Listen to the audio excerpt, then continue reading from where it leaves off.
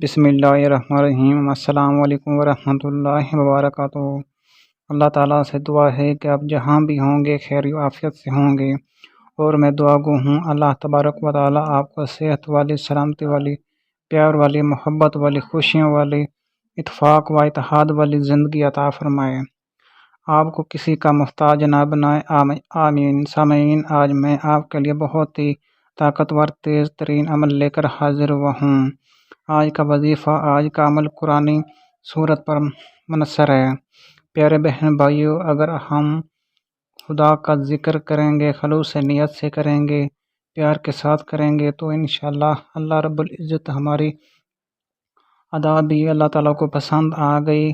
ہماری محبت کے ساتھ پڑھنے والی ادا اگر میرے رب کو پسند آ گئی تو یہ ادا ہمیں دنیا کو تو بہتر بنا سکتی ہے، مگر ہماری آخرت بھی سنوار سکتی ہے۔ اللہ جب اپنے بندے پر مہربان ہوتا ہے تو جب اللہ تعالیٰ اپنے بندے کو عطا کرتا ہے تو بہت زیادہ عطا کرتا ہے۔ میرے پیارے بہن بھائیوں اور میری پیاری بہنوں، جب ہم خدا کا ذکر کریں گے تو کسی چیز کی پریشانی بھی بالکل نہیں ہوگی۔ آپ قرآن کا ذکر کریں تو خلوص نیت کے ساتھ کریں، کیونکہ اعمال کا دار و مدار نیتوں پر ہے۔ ہماری نیت اچھی ہوگی تو اللہ دنیا اور آخرت میں بھی ہمیں کامیابیاں عطا فرمائے گا۔ آج میں جو آپ کو وظیفہ بتاؤں گا، جو عمل شیئر کروں گا، وہ سورۃ اخلاص پر مشتمل ہے۔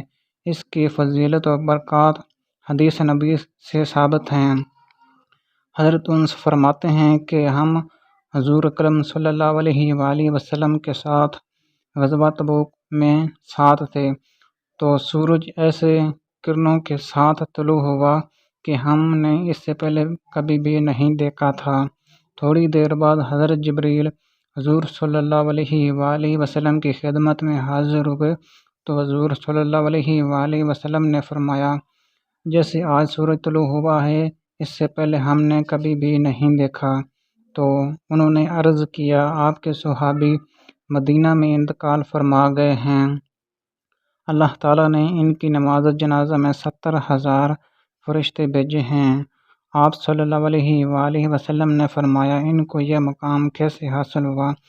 تو جبریل نے عرض کیا، دن رات چلتے پھرتے سورۃ اخلاص کی تلاوت کیا کرتے تھے، یہ اسی کا اجر ملا ہے۔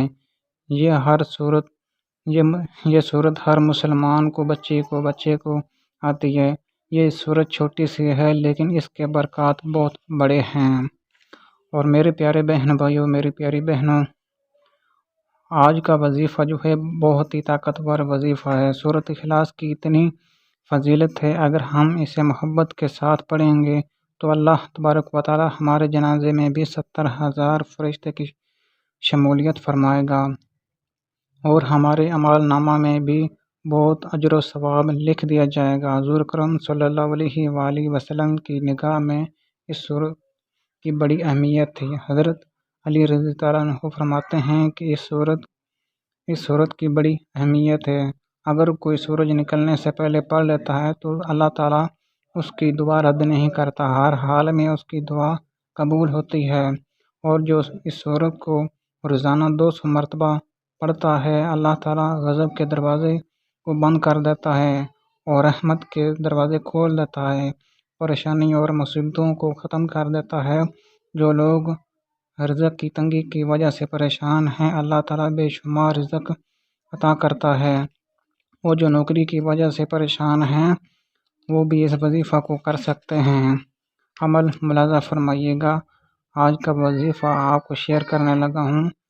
7 مرتبہ روزانہ درود شریف پڑھنا ہے۔ 7 مرتبہ درود شریف پڑھ کے اس کے بعد آپ نے 4 مرتبہ سورۃ اخلاص پڑھنی ہے۔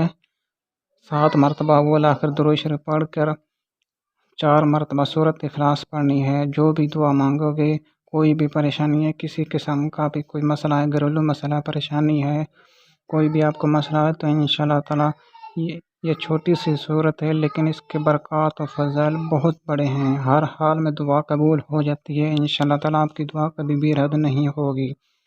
اس کے بعد آپ نے نماز عصر کے بعد 33 بار 33 بار سورۃ اخلاص پڑھنی ہے۔ جو دعا مانگو گے وہ پوری ہوگی۔ کوئی بھی مسئلہ پریشانی ہے، اس کا ثواب بہت زیادہ 33 مرتبہ پڑھنے سے کوئی بھی مسئلہ ہے، پریشانی ہے، اس کو اپنی زندگی کا معمول بنا لیں۔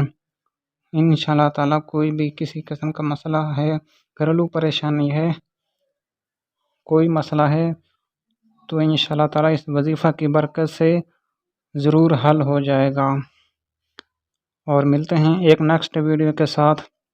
دعاؤں میں یاد رکھیے گا، میں نے وظیفہ آپ کو بتا دیا ہے، یہ حضور کرم صلی اللہ علیہ وسلم کا بتایا ہوا وظیفہ ہے، بہت پیارا وظیفہ ہے۔ حضور کرم صلی اللہ علیہ وسلم خود اس وظیفہ کو کیا کرتے تھے۔ تو ملتے ہیں ایک نیکسٹ ویڈیو کے ساتھ، اجازت دیجیے گا۔ اگر ویڈیو اچھے لگے تو لائک کریں، کامنٹ کریں، شیئر کریں۔ جزاک اللہ۔